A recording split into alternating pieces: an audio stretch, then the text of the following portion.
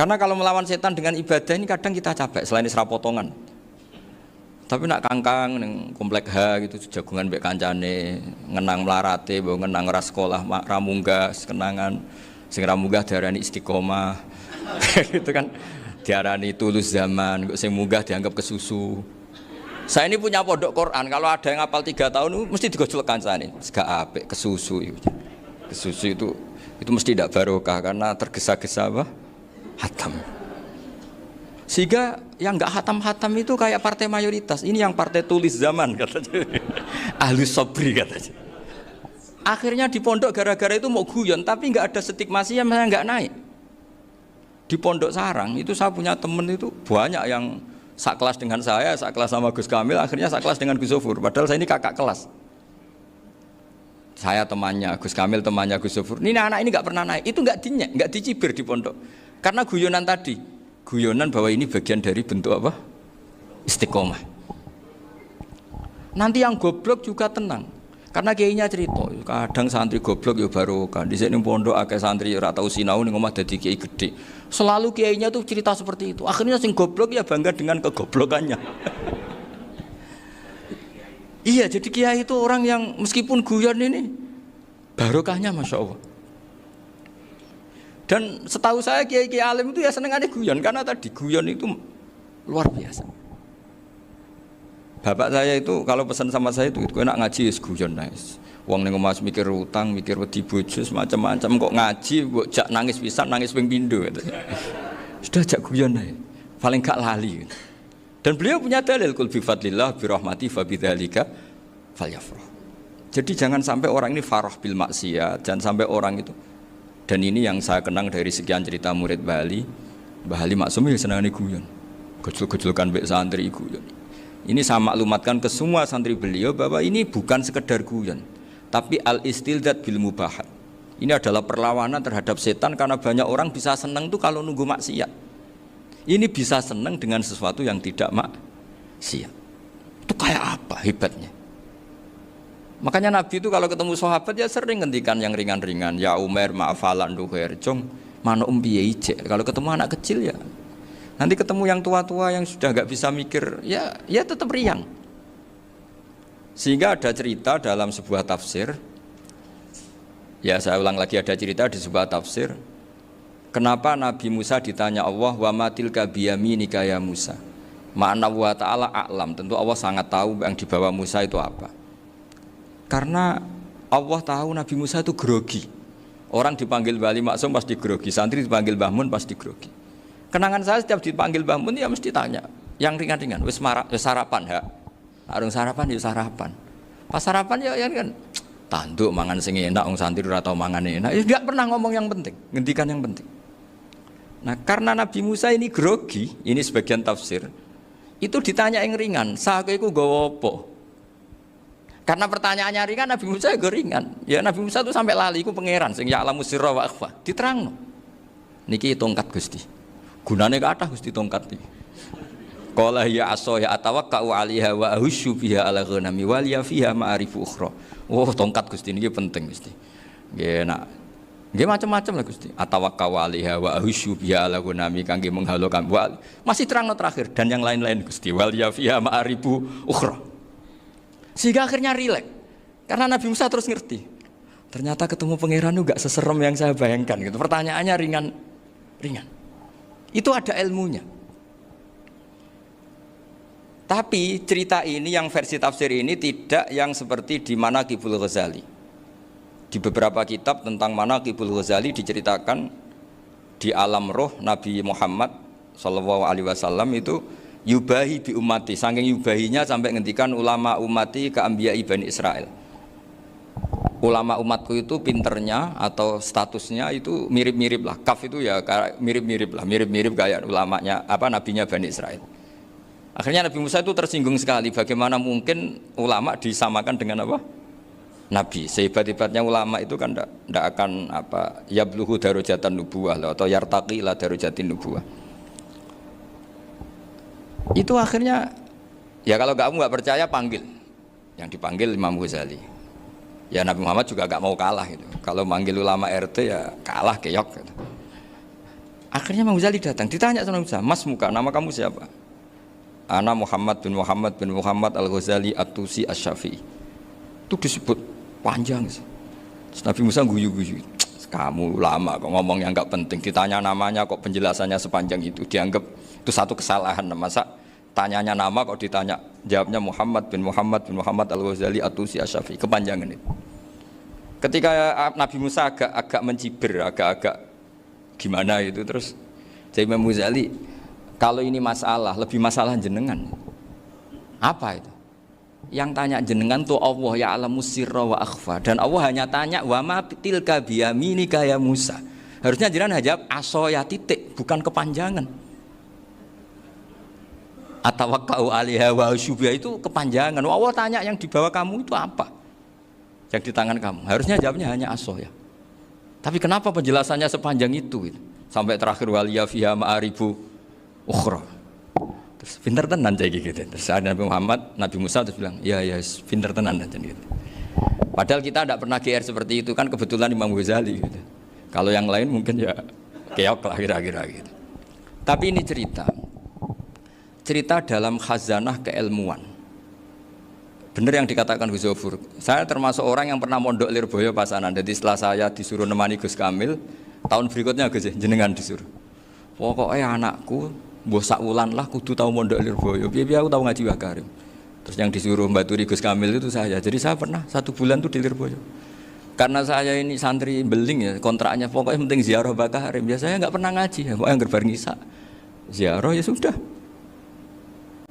Ngaji subuh ingat saya sama Gus Imam.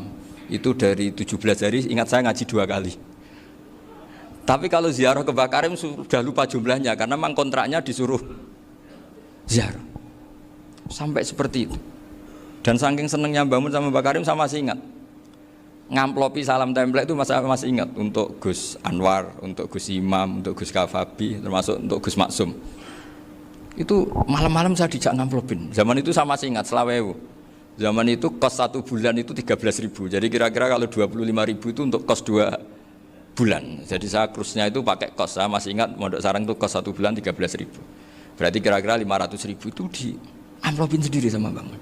Ini untuk Gus War, ini untuk Gus Imam, ini untuk Gus. Padahal Gus Imam ini mondoknya sudah di Mbah Mun.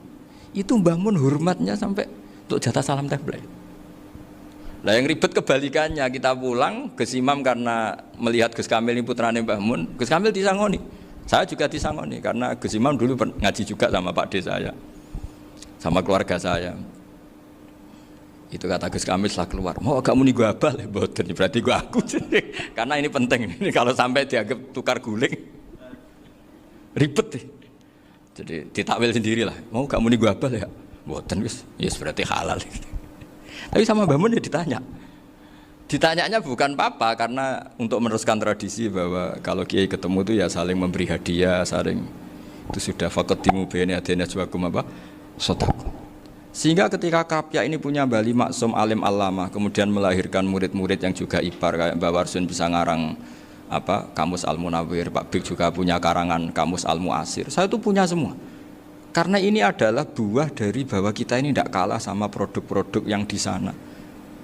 Bahwa produk di kita ini sudah cukup untuk mengantarkan orang menjadi alim alama. Dulu Mbah Zubair ke Mekah ya sudah alim alama. Gus Zofur ke Al-Azhar sudah alim. Semua teman-teman kita ke Mekah itu sudah alim semua. Padahal produk mondoknya ya tadi mau digojlok kiai ini, terus mangkel be keamanan biasanya itu. Biasanya musuh besar pondok itu keamanan.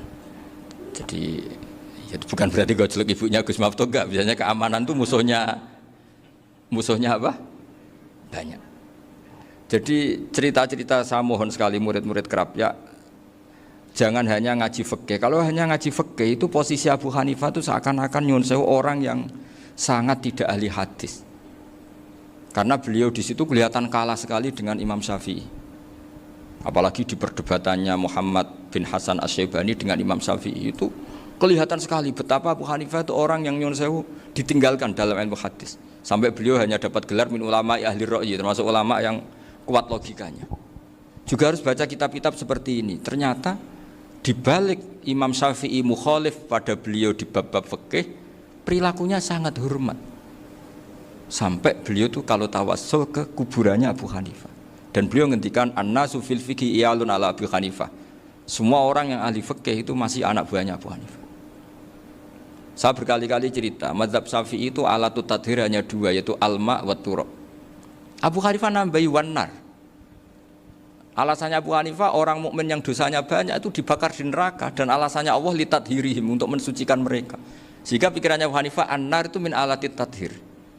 Apa yang terjadi ketika bata itu batu bata yang dibakar, di situ campur teletong, campur apa-apa, itu kalau sudah mazhab Abu Hanifah selesai, sudah suci, karena sudah ngelewatin pembakaran.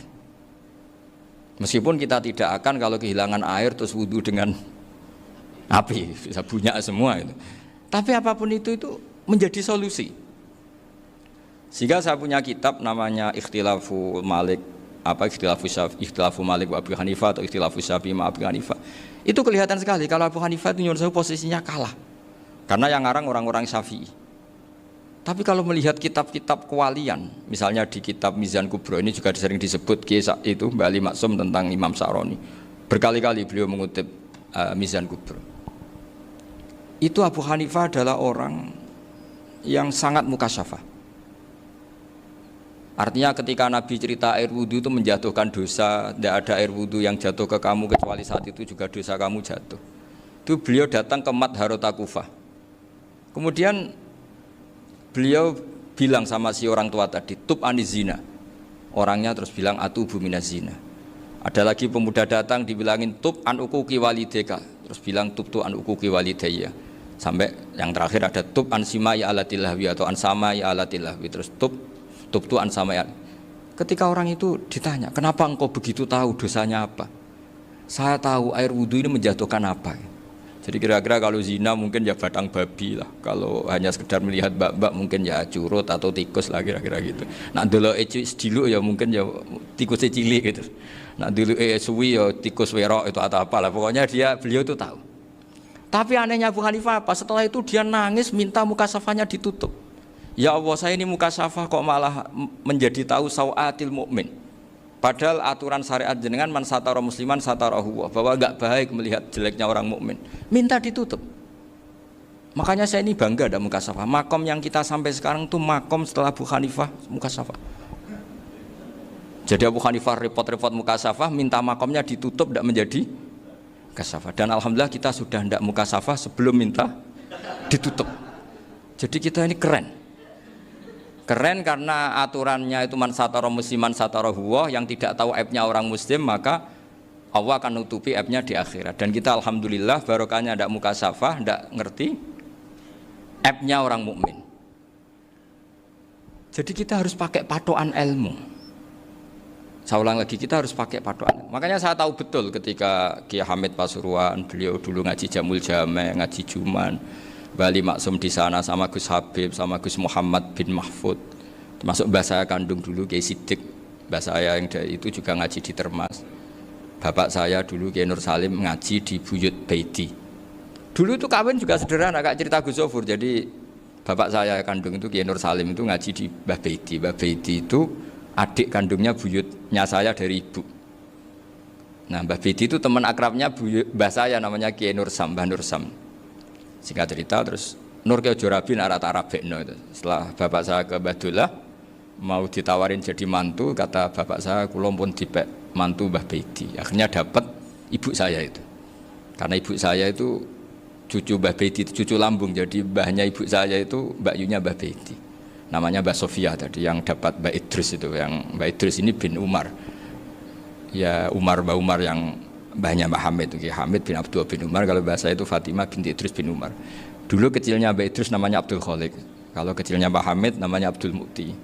Kalau kecilnya Mbah Maksum namanya Muhammadun kalau nggak salah. Dulu itu namanya dua-dua karena diganti ketika musim apa? Haji. Jadi ini terjaga.